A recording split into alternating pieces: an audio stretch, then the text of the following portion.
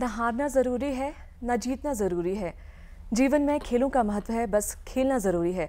नमस्कार, आप देख रहे हैं दूरदर्शन हिमाचल। स्वागत है आप सभी का कार्यक्रम खेल जगत में। दर्शकों, इस कार्यक्रम में आपका साक्षात्कार होता है जोश, जुनून व खेल जगत से जुड़ी उपलब्धियों भरी विभूतियों से।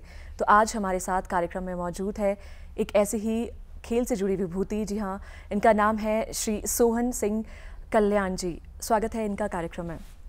और इनके बारे में आपको बताना चाहेंगे, ये शिक्षा विभाग में बतौर ADPEO यानी assistant director physical education district headquarter में ऑफिसर हैं और साथ ही साथ SGFI यानी कि school games federation of India के ऑब्जर्वर भी हैं। सर, आपका बहुत बहुत स्वागत है कार्यक्रम में। धन्यवाद। आप शिक्षा विभाग में कार्यरत हैं और बतौर ADPEO अपनी सेवाएं दे रहे हैं। तो सबसे पहले आपसे यही जानना चाहेंगे, जैसे आज हमारा कार्यक्रम का विषय है हिमाचल के स्कूलों में खेल गतिविधियाँ। इसकी शुरुआत कब से हुई और इसका कितना महत्व है एक छात्र जीवन में? देखिए, अगर हम देखें, खेल शिक्षा का अभिन्न अंग है। जब से शिक्षा प्रणाली अस्तित्व में है तब से ही खेलें जुड़ी है। उसमें खेलों को PT या रिक्रिएशन के तौर पर की जाती थी और इसके बाद 1972 में बाल और शिक्षा विभाग ने तैयार किए और उसके बाद ये खेलें रूल के अनुसार खेली गई। और इन खेलों में बहुत सारी खेलें हैं। 18 खेलें हमारी जो है शिक्षा में कराई जाती है, जिसमें से मुख्यतः volleyball, kabaddi, badminton, kho kho, table tennis, judo, wrestling और बहुत सारी इंडोर गेमें हैं। और खेलों को अगर मैं देखूं, जो हिमाचल सरकार या हिमाचल प्रदेश का जो शिक्षा विभाग है, हमने खेलों को अगर देखें तो 2 भागों में विभाजित किया है, स्मॉल कोर्ट गेम्स और बिग कोर्ट गेम्स। तो अभाव है, जैसे जहाँ पर हम बैठे हैं शिमला में, तो शिमला का जो हमारा अपर क्षेत्र है, यहाँ पर बड़े ग्राउंड्स नहीं हैं, तो इसलिए यहाँ पर कबड्डी, वॉलीबॉल ये खेली जाती है। बिग ग्राउंड की हमें ज़रूरत पड़ती है, जैसे फुटबॉल है, हॉकी है, तो ये लोअर हिमाचल में खेली जाती है। और जहाँ तक आपने पूछा कि भाई खेलों से क्या महत्व है, खेल तो आजकल बहुत आगे निकल चुका है। जैसे पहले कहते थे, खेलोगे कूदोगे तो होगे बर्बाद, पढ़ोगे लिखोगे बनोगे नवाब। इस लोकोक्ति को पीछे छोड़ दिया खेलों ने। आजकल तो खेलें प्रोफेशनलाइज्ड हो चुकी है।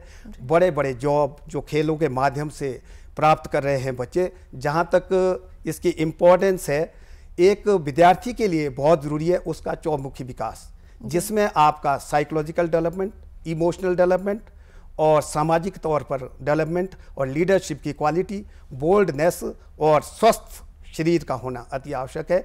तो ये खेलें, मात्र जो खेलें कराई जाती है वो जीत के लिए और हार के लिए नहीं है। उसमें तो जब प्रतिस्पर्धा की भावना अवश्य रहती है, लेकिन खेलों का अगर मकसद देखा जाए तो स्वस्थ व्यक्तित्व के साथ साथ खेलों की जो बच्चों की प्रॉब्लम्स है, बच्चों में जो विकार है और बच्चों नशे की कुरीतियाँ हैं, इस तरह की, इनसे निजात पाना है, इससे आगे निकलना है।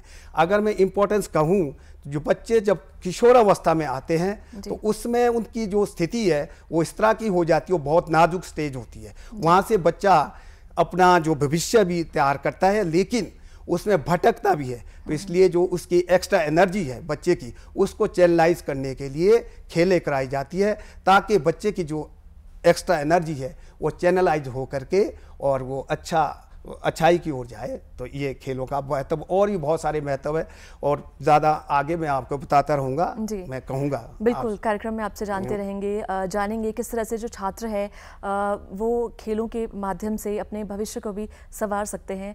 लेकिन उससे पहले आपसे ही जानना चाहेंगे, क्योंकि आप बतौर ADPEO पद पर कार्यरत है, तो इस पद के बारे में थोड़ा बताएं। किस तरह से आप खेल गतिविधियों का निरीक्षण करते हैं या इससे जुड़े हैं, सेवाएं दे रहे हैं? बहुत अच्छा आपका प्रश्न है।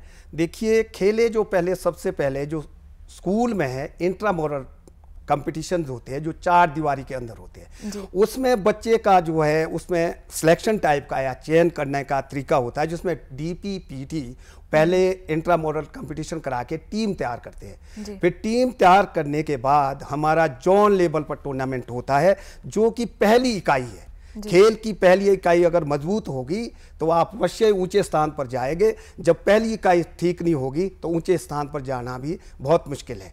तो खेलें सबसे पहले खंड स्तर पर, जैसे मैं आपको कहूं कि हिमाचल प्रदेश की सारी पाठशालाएं जो है उनको खंडों में विभाजित किया गया है, जिसमें से जैसे सीनियर सेकेंडरी स्कूल अगर मैं कहूँ 1980 है सीनियर सेकेंडरी स्कूल, 1538 जो हाई स्कूल है, तो इनका जो है खंडों में विभाजन किया गया है ताकि वो बच्चे मास पार्टिसिपेशन हो, मैक्सिमम बच्चे इसमें भाग लें।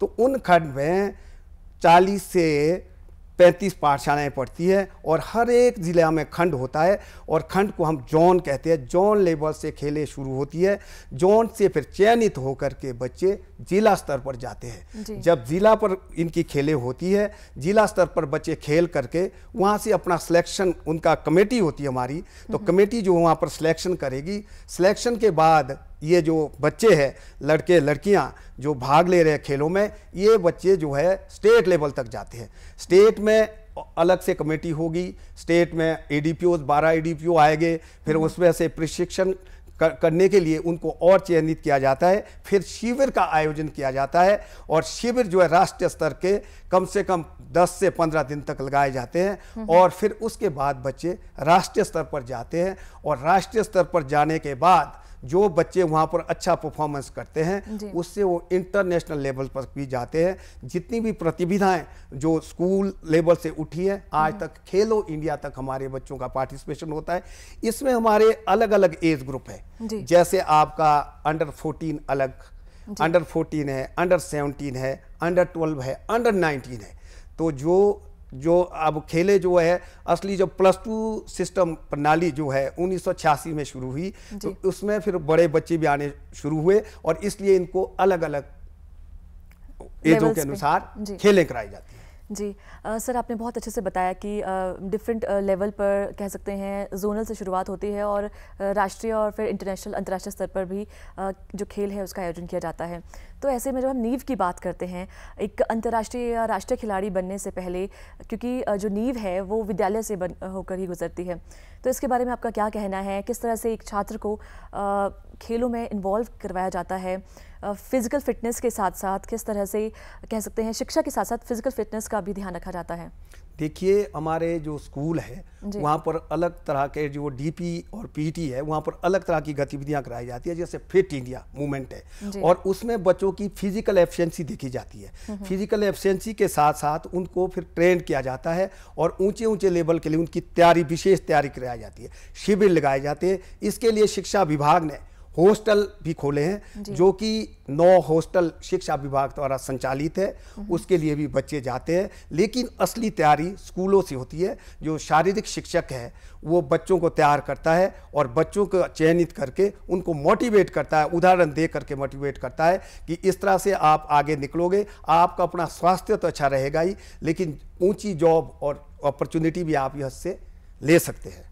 जी, यानी कि शिक्षा के साथ साथ स्कूलों के स्तर से ही कह सकते हैं खेलों के प्रति रुझान जो है छात्रों का वो बन जाता है।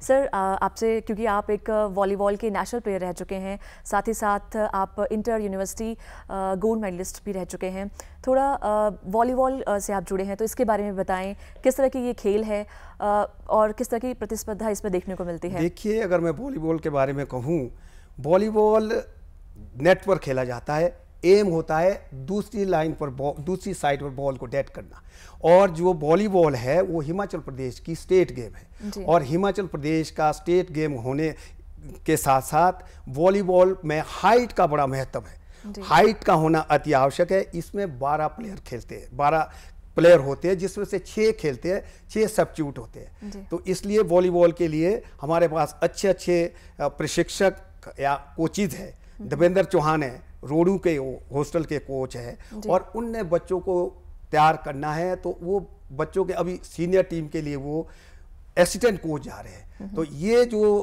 प्रतिस्पर्धा के लिए बच्चों को तैयार करते हैं, इनको निखारते हैं। मैं ये कहना चाहूँगा कि जो हीरे तराशे जाते हैं उसमें चमक भले ही हॉस्टल देता है, लेकिन स्कूल की फीडिंग बहुत ज़रूरी है। स्कूल जब तैयार करेगा तभी हॉस्टल में बच्चा जाता है। हॉस्टल के लिए विशेष एक ट्रायल होता है। अब अभी मैं आपको कहूँ 2 से 6 तक हॉस्टल, 2 से 6 तक हमारा ट्रायल चलना है। उसके लिए हम अखबारों में भी देते हैं और स्कूलों के माध्यम से पब्लिसिटी की जाती है, वहाँ पर बच्चे पहुँचते हैं और वो फिजिकली एफिशिएंसी टेस्ट के साथ साथ गेम का उनका स्तर देखा जाता है और उनकी हाइट देखी जाती है, उनका शारीरिक मापदंड भी देखा जाता है, वहाँ से चयनित होकर के उनको हॉस्टल में रखा जाता है। जी, आपका कहने का तात्पर्य है कि अभी जो छात्र शिक्षा विभाग के द्वारा जो हॉस्टल चलाए जा रहे हैं खेलों से संबंधित, वहाँ पर वो प्रशिक्षण ले सकते हैं और एनरोलमेंट भी ले सकते हैं। बिल्कुल जी। सर, आपने एनरोलमेंट की बात की, तो इन हॉस्टल्स में किस तरह की सुविधाएं हैं वो छात्रों को दी जाती है, और अगर हम इसमें बात करें छात्राओं की या फिर छात्रों दोनों की बात करें, तो किस तरह से चयन का कह सकते हैं शेड्यूल रहता है?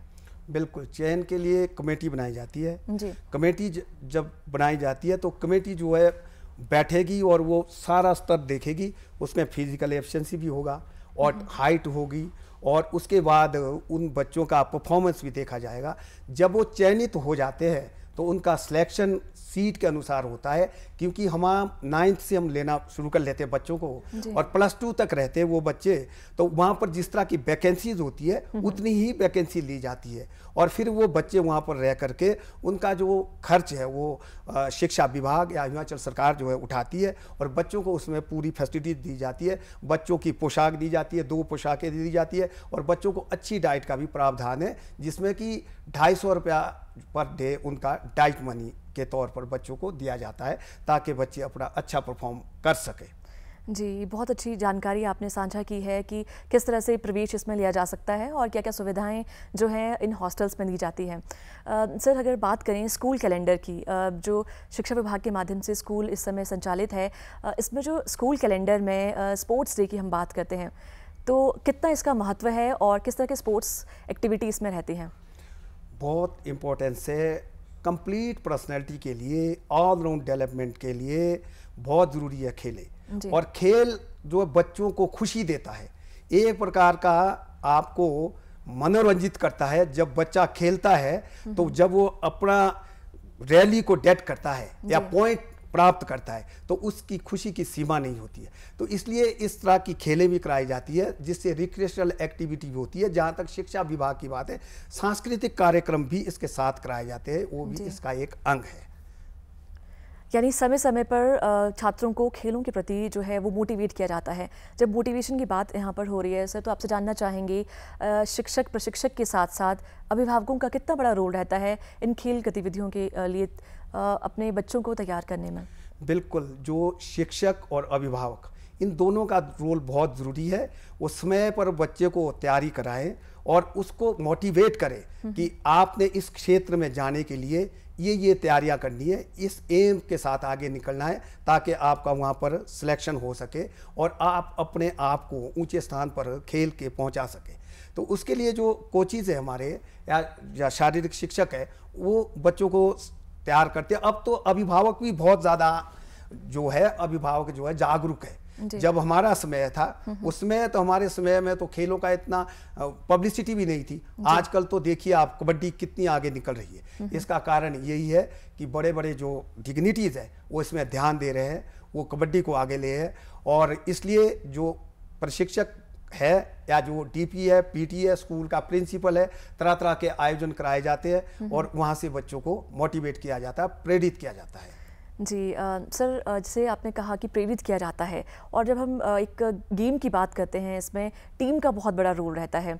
आप खुद भी एक टीम के कैप्टनशिप आपने की है वॉलीबॉल टीम की, थोड़ा जानना चाहेंगे उस सफ़र के बारे में, नेशनल एक स्पोर्ट्स तक जुड़ने की जो आपकी कह सकते हैं संघर्ष रहा है, उसके बारे में थोड़ा जानना चाहेंगे, क्योंकि आपने भी जिक्र किया कि पहले के समय में और अभी के समय में बहुत अंतर देखने को मिल रहा है। बिल्कुल, मैं आपको कहूँगा अब तो मोटिवेशन किया जाता है खेलों का। जैसे आज हम कार्यक्रम कर रहे हैं तो बहुत सारे अभिभावक इसका देखेंगे, इसका फ़ायदा उठाएंगे, बच्चे भी देखेंगे। लेकिन हमारा समय ऐसा था, उस समय इतनी पब्लिसिटी नहीं थी।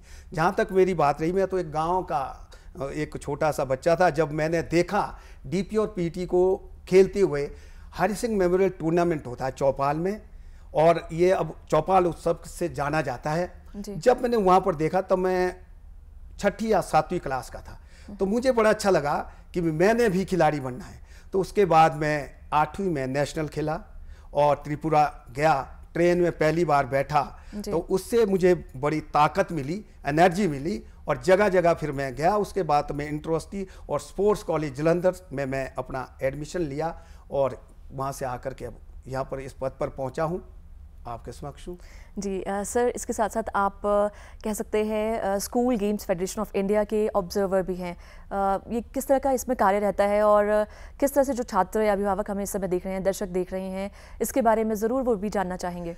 SGFI जो है स्कूल फेडरेशन ऑफ इंडिया, तो ये बहुत बड़ा संगठन है, और मुझे खुशी हो रही है डॉक्टर अमरजीत शर्मा जी, जो कि डायरेक्टर है उच्चतर के, हमारे ऑफिसर है हिमाचल प्रदेश के, वो इसके सेक्रेटरी जनरल है। तो जहाँ तक बात आपने कही, जो SGFI है वो बड़ा संगठन है, और वो सारी खेलें कराता है। जो नेशनल खेल है तो वहाँ पर मैं ऑब्जर्वर के रूप में जाता हूँ, जहाँ पर कंपटीशन होता है। जैसे जयपुर में मैं ऑब्जर्वर गया था, तो ऑब्जर्वर का काम ये होता है कि बच्चों को क्या अच्छी डाइट दी गई है, उनका ठहराव किस तरह का है, उनकी सर्टिफिकेशन किस तरह से है, और पूरा जिम्मा लेकर के बच्चों को वहाँ पर फैसिलिटी देना है और बच्चों को प्रेरित करना है। वहाँ से बच्चे सिलेक्टेड होकर के, सिलेक्शन करके आगे अंतर्राष्ट्रीय लेवल तक जाते हैं, और वहाँ पर ये भी रिजल्ट तय होता है कि खेलो इंडिया में कौन सी टीम आएगी। तो जो टीम प्रथम रहती है, और जिस बच्चे का इंडिविजुअल गेम में प्रथम स्थान है, वो खेलो इंडिया में जाता है। और खेलो इंडिया के बारे में मैं कहना अवश्य चाहूँगा कि खेलो इंडिया एक इतना बड़ा प्लेटफॉर्म है बच्चों की फैसिलिटीज़ के लिए। जो बच्चे खेलो इंडिया के सेंटर में जाते हैं, उन बच्चों को हर साल 5 लाख रुपया मिलता है, उनकी डाइट और उनके जो पोशाक है उनको मिलता है बच्चों को। तो ये बच्चे उसके बाद जॉब भी लेते हैं, यही बच्चे इधर आते हैं तो जॉब में अच्छी ऊंचे पदों पर पहुंचते हैं। जी, और इसका सबसे बड़ा उदाहरण आप स्वयं भी हैं। सर, आप इस समय हिमाचल प्रदेश शिक्षा विभाग में कह सकते हैं स्पोर्ट्स से जुड़ी एक्टिविटीज़ की निगरानी कर रहे हैं, देख रहे हैं।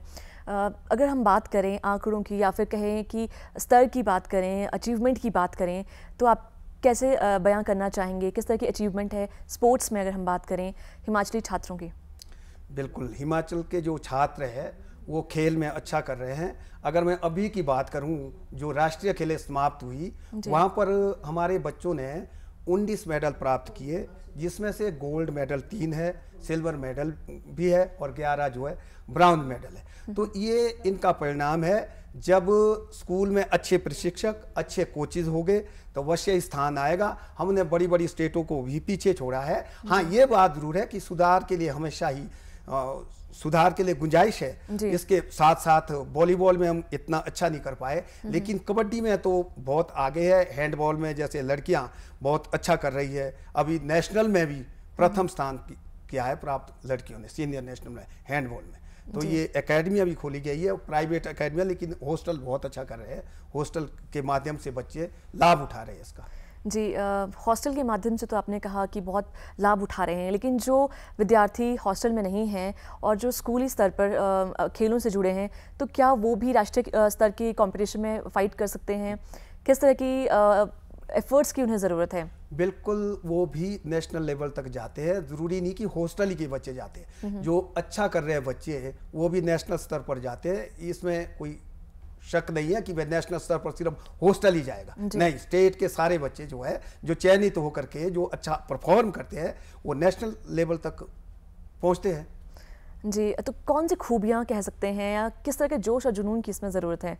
देखिए, जो खेल है, खेल एक प्रकार की तपस्या है। खेल आसान नहीं है, कंपटीशन बहुत ज़्यादा बढ़ चुका है। खेल के लिए बच्चों को तैयार करने के लिए, उसमें जैसे वॉलीबॉल की बात करूं, वॉलीबॉल के लिए आपको सारे आपके जो फिजिकल फिटनेस के फैक्टर्स है वो आपस में, जैसे स्पीड है, स्ट्रेंथ है, मोबिलिटी है, एजिलिटी है, फ्लेक्सिबिलिटी है। जब ये फैक्टर्स आपके पास आएंगे, वो तब आएंगे जब आप मेहनत करेंगे।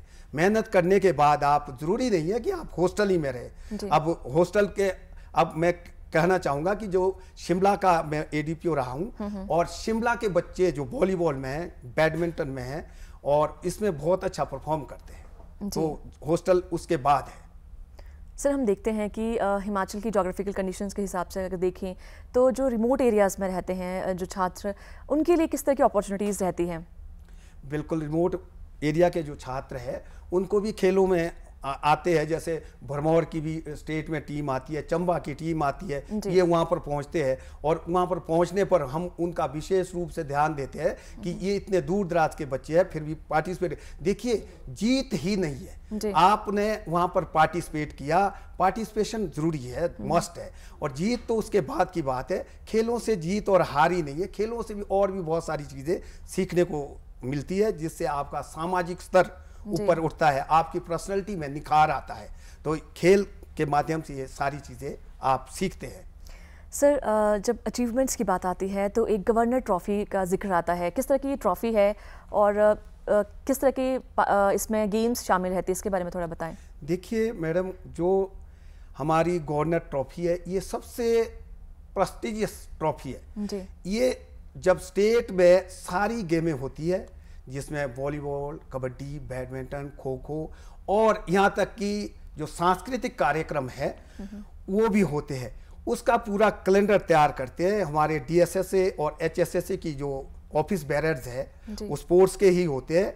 वो लोग उसका मूल्यांकन करके अंत में गवर्नर ट्रॉफी दी जाती है, जिसके नंबर सबसे ज़्यादा हो गए ताकि वो आगे निकले। ये प्रतिस्पर्धा के लिए है।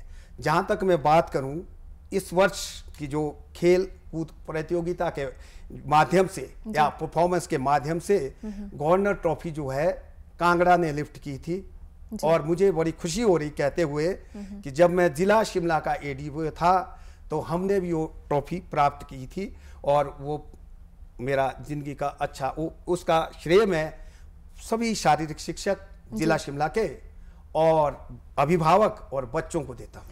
जी, आपने बच्चों की बात की, श्रेय देने की बात की, तो क्या संदेश आप देना चाहेंगे इस समय? आप दूरदर्शन के माध्यम से जो छात्र खेलों में अपना भविष्य तराशना चाहते हैं, किस तरह के विकल्प उनके सामने रहते हैं? पहली बात तो यह है कि जो खेल करेगा उसको अनुशासित होना पड़ेगा जी, और उसे नशे से दूर रहना होगा, और जो बच्चा नशे से दूर रहेगा, ईमानदारी के साथ आगे निकलेगा, उनके लिए खेले हैं। अन्यथा खेल करना आसान काम नहीं है। उनको मैं ये कहना चाहूँगा कि आप पूरा अपना 100% दें और खेल को धर्म समझे, एक प्रकार का धर्म समझे। धर्म के साथ आगे निकलते हुए खेलों की एफिशिएंसी आपको तब आएगी जब आप अनुशासित हो गए। अगर अनुशासन से बाहर जाएंगे तो खेल में भी आप मुकाम नहीं प्राप्त कर सकते। तो इसलिए मेरा संदेश है सबके लिए कि आप जागरूक बनिए। जो आपका खेलों का जो स्तर है उसको उठाने के लिए जो हॉस्टल खोले गए हैं उसके लिए ट्रायल में आइए। और जहां तक मैं कहना चाहूँगा आपको, अब तो अभिभावक बहुत ज़्यादा जागरूक होते हैं। जब हम अभी ट्रायल के लिए जाएंगे तो भारी भीड़ होगी, मास होगा वहाँ पर वही बच्चे आगे जाएंगे जो फिजिकली फिट हो गए, उनको जिनका परफॉर्मेंस अच्छा रहेगा, जिनकी हाइट, जैसे वॉलीबॉल है हाइट हंटिंग चीज़ है, जो ऊंची हाइट के बच्चे उनको परफॉर्मेंस होगी, वो ऊपर जाएंगे ताकि वो अपना स्तर ऊपर उठा सके। जी सर, आप हमारे कार्यक्रम में आए और ख़ासकर खेल से जुड़ी आपने, और हिमाचल प्रदेश में जो छात्र हैं इस समय हमें देख रहे हैं, उन्हें आपने जानकारी देकर मार्गदर्शन उनका किया, इसके लिए आपका बहुत बहुत धन्यवाद। Thank you. दर्शकों, आज कार्यक्रम खेल जगत में बस इतना ही। और आज आप लाभान्वित हुए किस तरह से जो हमारे विद्यालय हैं उसमें खेल गतिविधियाँ रहती है और क्या क्या स्कोप रहते हैं। आज कार्यक्रम में बस इतना ही। दीजिए अनुमति। नमस्कार।